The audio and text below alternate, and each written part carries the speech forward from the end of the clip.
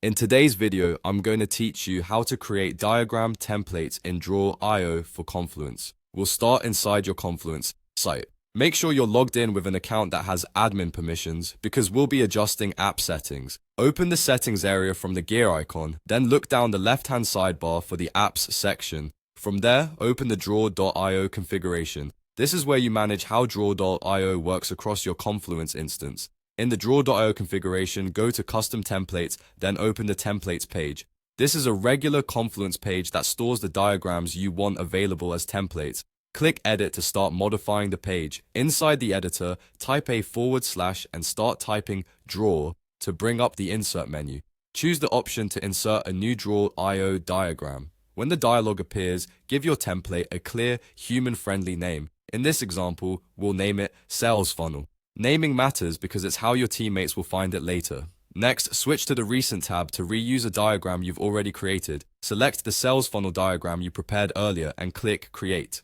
Confluence will embed the diagram on the page. If you want, adjust its size or alignment so it looks tidy. Then save your changes and publish the page. When prompted, click Update to confirm. At this point, the diagram has been saved and registered as a reusable template.